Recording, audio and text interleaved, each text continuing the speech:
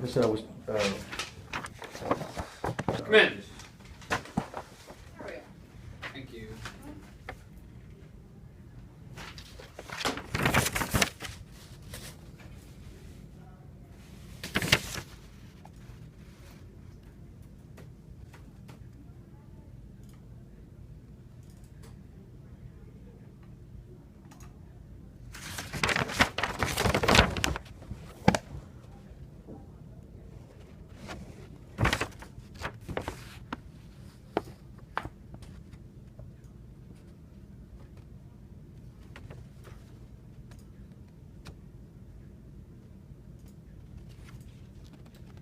Just a second, yeah.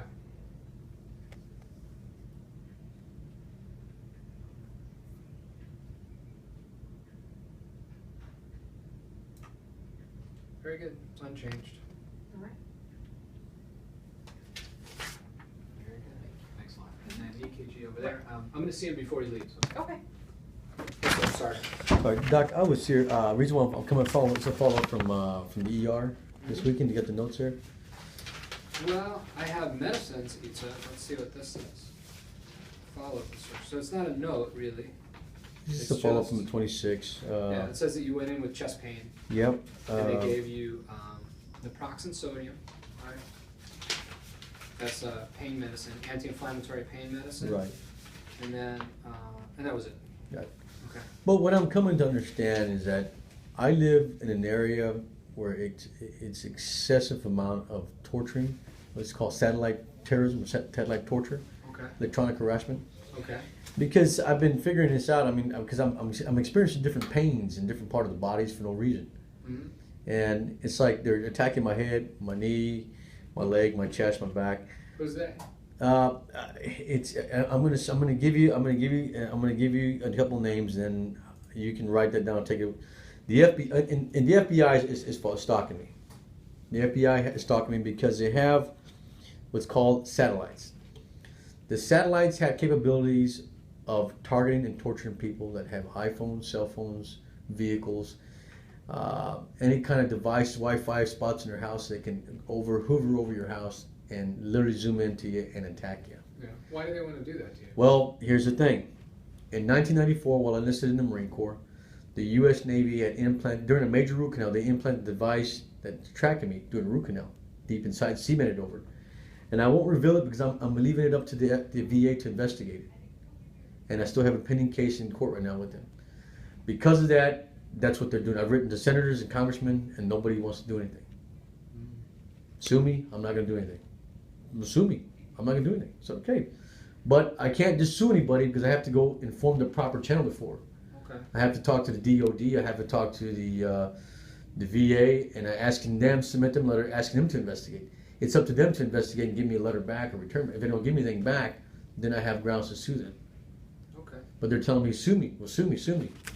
So, I mean, I just can't go and sue somebody. I have to go to the proper channels. Like to the Navy, I've already been to the Navy. They're not answering my phone. We don't want to talk to you. Okay. What can I do for you? Well, I'm just following up to see. He told me the ER doctor told me to follow After up. coming back, so you had chest pain. You think the chest pain is related to them? Yeah, I mean, like I said, I'm being targeted. I mean, I'm being pricked on and poked on. But what do you call a heart attack? You know, I want to sit there and be stabbed, and you know, where I'm going to lose my breath and I get up out of my bed and walk out and go see the doctor or call the ER. I mean, what do you consider a heart attack? A heart attack is a blocked artery that decreases blood flow into your heart muscle. And that's when they attack me, I feel like I'm like losing my breath. Right. You feel like it, but that's what they do when they check you out in the emergency room. They check you out for that. And Right. You didn't have anything like that. Right. So no blocked arteries and no heart damage, Okay. which is good. Okay. So what should I do?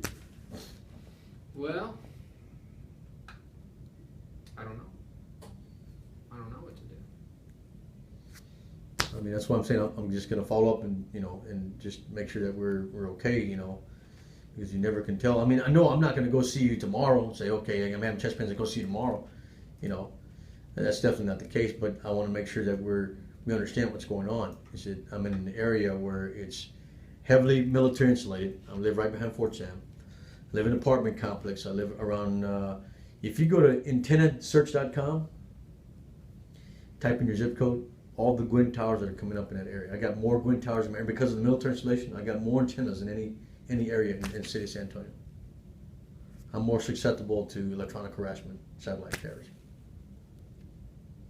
Why they pick me is because I'm a vet, you know, and they would rather target and torture me because I stayed home all day. But what I'm going to do now is I'm going to take a job now and work Monday through Friday, so I'm never at home anymore. What are you going to do? I've been hired by district area to go work as a custodian, just working, you know, make minor maintenance. Okay. Picking But up out of that trash. zone, not in that same Not in area. that zone, different area, totally different side of the city. All right. When do you start that job? Hopefully, I'm waiting for them to call back. I took a fingerprinting yesterday, so I'm waiting for them to call me back. Okay. That way, I'm not at home all day, where I'm going to be stalked, you know, and being tortured every day. That way, I can do something with my life. I'm on Social Security. I'm working actually for a company, and you know, doing my normal routine 8 to 5. Did we get your lab results back to you? So you did some labs in the beginning part of about a month ago, right? Yeah, I believe he did. Yeah, he did. But they also took some labs at the ER. They took some blood. He did a D-dimer to make sure I didn't have any kind of blood clots. Mm-hmm. And then they did an EKG. They did an X-ray. And they did the X-ray, and then they took a let's see what else. That was it. Blood, EKG, and an X-ray. Okay. They wanted to make sure that I didn't have any blocked arteries or anything that was severe. Right. You know, because. So looking at your labs, everything looks pretty good. You know, there's a couple of borderline numbers, nothing major. You know, nothing at all. So I like the numbers; they look really good. Okay. How's your blood pressure today? Blood pressure today says.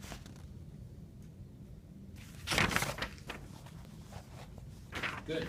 You improved your blood pressure, good pulse rate today. You know, your height and your weight is good. You're not having any major weight loss or anything like that. No, I mean eating. You know, try to cook my foods and stuff, but you know, it's just funny because, like you said, the targeting is what getting me out of bed, or what's getting me moving. You know, the torturing and stuff that's going on is what's getting me moving to different areas. You know, so I think that once I go back to work, of course, then I shouldn't have any problems because I won't be in that area, that time zone area, all day like I've been doing. Because I think that's what the problem is that I'm in that area there and I'm being, you know, electronically harassed.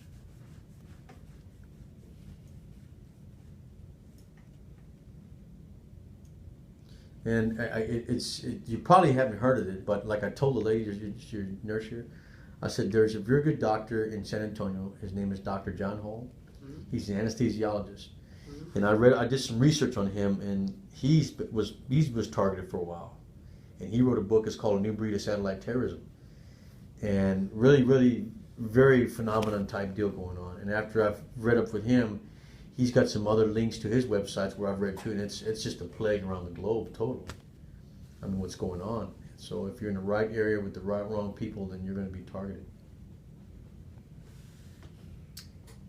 You know, there's medicine sometimes that can help you feel less, even like if you feel like it's just going to happen to you no matter what. Mm-hmm. You know, there's nothing you can do about it. If that's true, that you know you're not going to move to another place, right? You're going to stay in the same location. If they're still going to mess with you, there's medicines that can at least chill you out as far as the level of concern that you have about these things. Would you want to try some medicines like Yeah, that? we can give that a try. Sure. What do you think? Well, maybe it would help you. You know, I'm looking at the medicines you're taking. Really, the only one that really kind of chills you out a little bit is this Risperdal stuff. Okay. Who writes that for you? Did we write it for you? No, it's a doctor at VA, Dr. Tesorio. And I'm going to see her next month. I've got an appointment with her on the 14th. Okay. Is she a psychiatrist? Psychiatrist. Okay. You know what? Because it's the kind of medicine I'm talking about is in her range. You know, it's the kind of stuff that she would write for you. I guess I would wait then. Let her write. Tell her what I'm experiencing and see what she would do. Yeah. She doesn't know. Risperdal? She doesn't know about this. Well, she knows. Well, she knows what I'm going through. But Okay. you know, if I let her know, you know, what's going on, maybe to eliminate the pain and stuff. Yeah. And the only thing you're taking for this right now is Risperdal? Nothing else? Okay. Psychological pain. Yeah.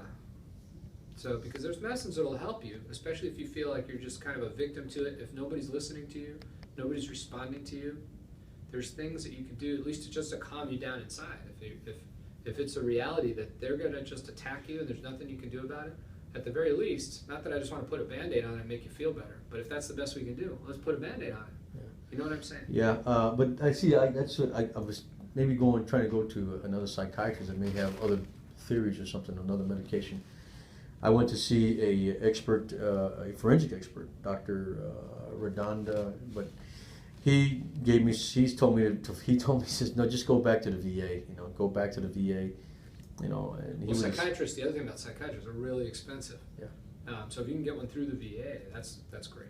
That's the way to go, because it'll save you a lot of money. Now, a lot of psychiatrists don't even take insurance anymore. You got to pay cash every time you see them. It's super crazy expensive. Wow. So if you got somebody, especially if you like her, you like this lady pretty well? Well, I mean, she doesn't have any theories of going through, sending me to therapists to see how I can overcome all this, It's just more of a taking the medication and give me the results back and what you're feeling. Okay. Yeah, I sleep good, but, the pain tolerance is not there for the pain. Yeah. It's like I can be sleeping on my stomach, or I'm still going to roll on one side because they're attacking. I'm on one side, they'll attack my left shoulder, where it's severe, and I got to move, irritate, so it's like blocking the pain in there. Mm-hmm. So I either have to get up and take some pain medication so I can sleep well with the psychological medications, or I'm going to experience the pain. All right. Well, this naproxen stuff will help you. It's like prescription strength Aleve. It's really good for pain and inflammation. So it's a sort of a constant. Can I take that with the psychological medications? Yes, sir. Okay. You can. The biggest problem with it, though, is that it's upsetting your stomach. So if you get stomach problems, if you're a little stressed out, you may get like stomach acid problems, and this stuff might make that worse. All right. There's another medicine I'll try. I don't know if it's going to be covered on your insurance. That's the issue with it. It is called Celebrex. You know about Celebrex? I've heard about Celebrex. Celebrex is kind of like that. It's an anti-inflammatory, but it's easier on your stomach. Okay. Maybe I can get you some Celebrex. Okay. Let me write a prescription for it, because I see you didn't fill this prescription, right? They gave it to you. I was going to come talk to you. Yeah, let me write the Celebrex prescription. Okay. See if it goes through. If the Celebrex works, then take Celebrex. Okay. That's much better than this stuff. Okay. But because it's twice a day, because my Celebrex is once a day, this stuff's twice a day. But my Celebrex will go easier on your stomach than this. Okay. Now, if the Celebrex doesn't work, that's fine. This stuff is good stuff. I write it all the time. And probably a day doesn't go by that I don't write a prescription for this stuff. Come in. All right, awesome. So just have him chill. I'm going to come and talk to him a little bit. Okay.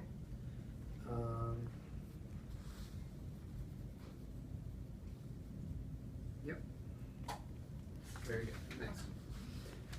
So let's see if it goes through, and if not, you take this stuff. It's good stuff. You do have to take it twice a day, and you take it with food. So if you take it twice a day with food, now they wrote every 8 hours. They only gave you 12 of them too. So you just take the Celebrex instead? Well, hopefully my Celebrex is covered. If my Celebrex is covered, that's the way you want to go. Okay. It's better. If the Celebrex is not covered, it's kind of a fancy name brand thing. So is it what is it? It's an anti-inflammatory pain medicine, but it's a once-a-day deal. Let's write it. If it's not covered, then you can fill this thing. This will be good for a couple weeks, but you can send a message to my office, say, hey, that Celebrex is not covered. If you like this stuff, try it out. Fill it, try it, and if you like it, ask me for a refill, and I'll fill it. Okay. How's that sound? You sure?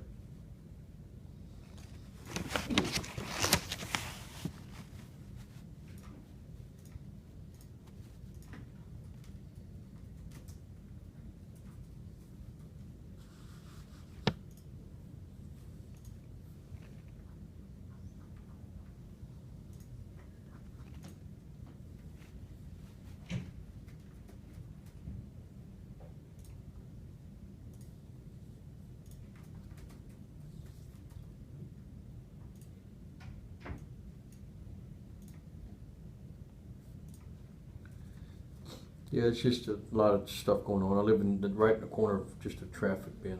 Everybody's just in that area for some reason. It's right behind Fort Sam, so it's a very congested area.